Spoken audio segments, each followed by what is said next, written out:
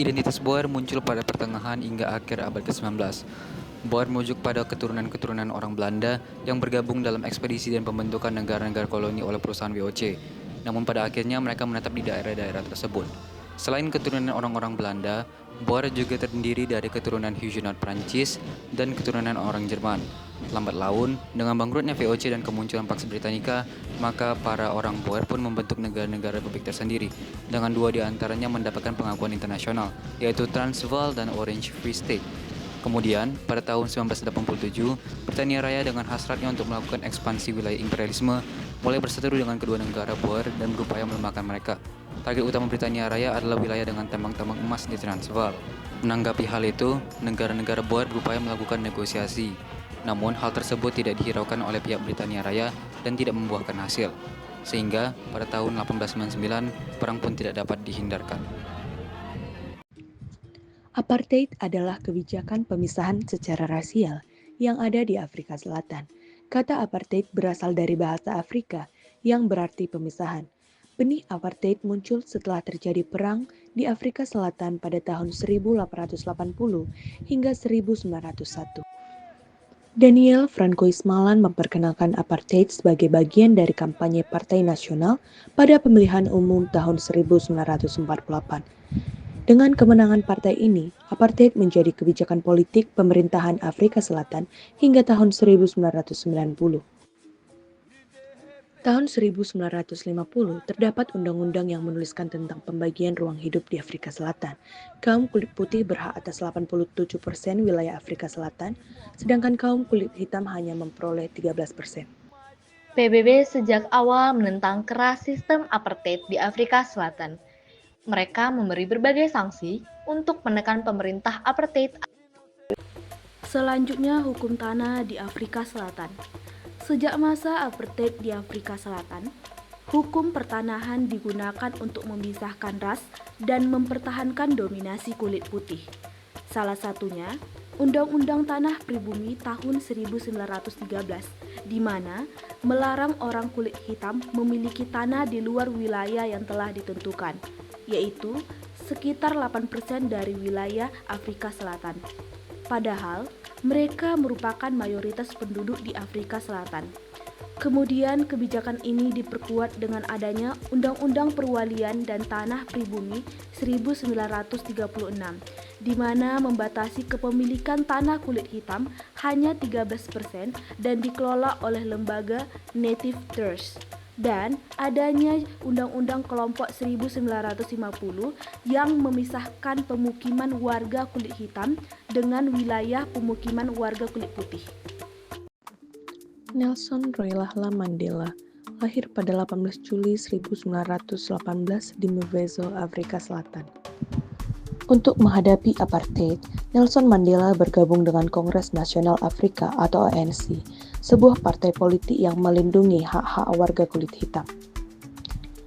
Tahun 1962, Nelson Mandela ditangkap dan dijatuhi hukuman penjara seumur hidup karena aktivitasnya yang dianggap subjektif oleh pemerintah apartheid. Nelson Mandela diasingkan dari dunia luar selama 27 tahun.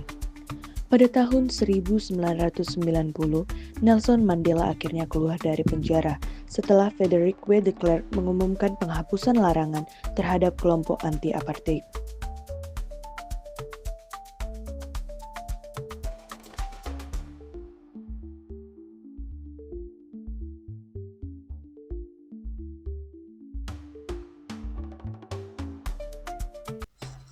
Setelah pemerintahan Nelson Mandela, dilantiklah Thabo Mbeki untuk menjadi presiden kedua pada masa periode 1999 hingga 2008. Thabo Mbeki pernah menjadi wakil presiden Nelson Mandela periode 1994 hingga 1999. Pada akhirnya, Thabo Mbeki akan digantikan oleh Kgalema Motlanthe setelah dipaksa mundur. Thabo Mbeki pernah membuat beberapa kebijakan, salah satunya yaitu program GEAR atau Growth, Employment, and Redistribution yang berfokus untuk menjaga stabilitas fiskal serta menarik investasi asing dan juga mendorong industrialisasi dan juga ekspor. kebijakan-kebijakan yang dipimpin oleh Thabo Mbeki tidak selalu mengatasi pengangguran dan kesenjangan sosial. Setelah melewati berbagai problematika pada pemerintahan Thabo Mbeki, dilantiklah Golema Motlanthe pada tahun 2008 hingga 2009 oleh Parlemen Afrika Selatan.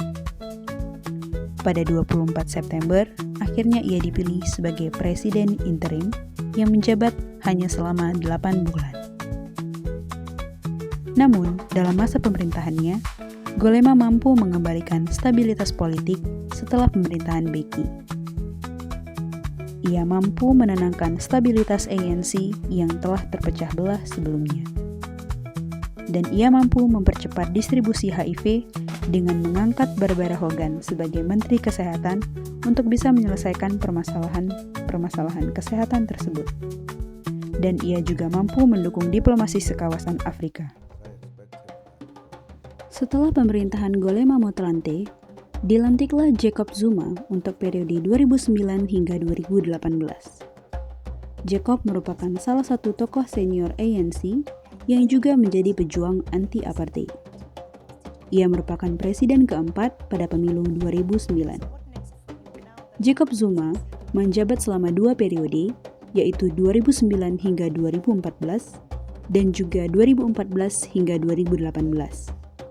Pada periode kedua, ia mundur sebelum masa jabatannya habis, dikarenakan berbagai problematika korupsi yang telah ia lakukan.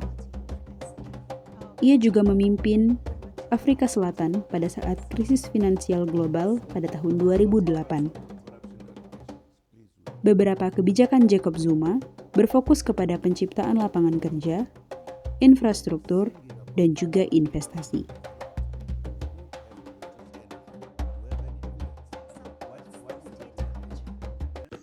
Setelah melewati badai pemerintahan Jacob Zuma, dilantiklah Cyril Ramaphosa pada periode 2018 hingga saat ini.